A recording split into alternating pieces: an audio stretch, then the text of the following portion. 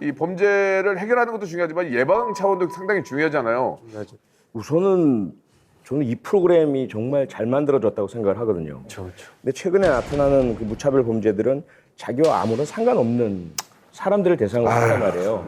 그래서 언론에서 사실 뭐 묻지 마란 용어를 쓰는 이유도 거기에 있긴 할 텐데 잘못된 용어입니다. 그래요? 그런 용어를 써서는 안 됩니다. 어떻게 왜냐하면 묻지 마란 말 속에 왜 범죄를 저질렀냐라는 말을 묻지 마라는 거 아니에요. 이유가 뭐야? 묻지 마라는 거. 그러네. 물어야 맞네. 돼. 물어봐야 되고 자기가 얻을 것도 없고 관계가 없는 대상을 향해서 하는 범죄를 하더라도 그 범죄를 하게 된 원인과 이유와 동기가 무엇인지는 알아내야 되거든요. 그래서 이제 우리가 주로 사용하는 것은 대상에 대해서 차별하지 않고 아무에게나 해서 무차별 범죄다. 그 말씀이 맞네요. 예, 그래서 묻지마가 그런 아니에요. 것을 쓰라는 것이고 물론 각각의 개별적인 뭐 범죄자마다 차이는 있겠지만 전체를 통틀어 보자면 화죠, 화. 분노. 무엇인가에 화가 나 있으니까 그걸 제대로 풀어낼 능력이 없다 보니까 맞아요, 엉뚱한 맞아요. 사람에게 그런 범죄로 풀어내는 것이거든요.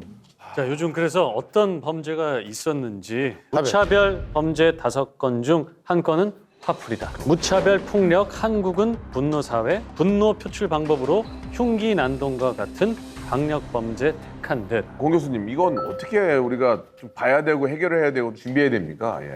사실 이 분노 범죄가 일어난 것이 사실 시간은 좀 됐어요. 근데 우리 사회가 사실 많이 방치해 왔던 것도 사실이고 지금 이 범죄를 저지르는 사람들의 실체를 우리 사회가 모르고 있다는 건데 제가 현장에서 수없이 수십 명, 수백 명을 만나보니까 공통점이 하나 있어요. 그게 예, 뭐냐면 예. 고립이에요. 고립감. 고립.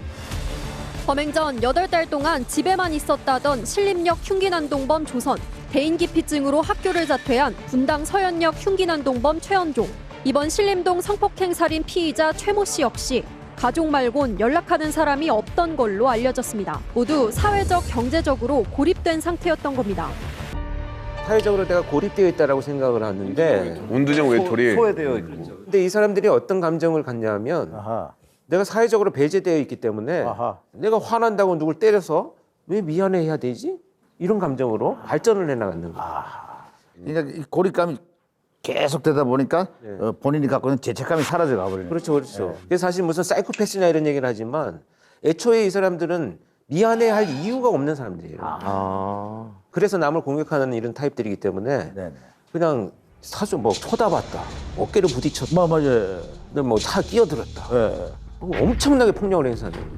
그렇죠, 그렇죠. 또 다른 유형은 뭐냐면 지나가는 여성이 자기 지금 도피한 아이를 가져갔다. 아내와 뒷모습이 닮았다고 살해한 사건이 있어요.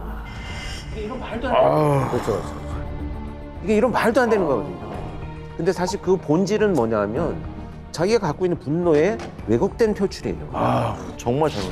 정말 이런 범죄들이 표 교수가 얘기했듯이 자꾸 들어가서 사회가 무엇을 해야 된다는 것에 들어가야 되지. 그냥 묻지마 범죄야 이렇게 돼버리면 상당히 위험하다고 보죠. 그렇죠.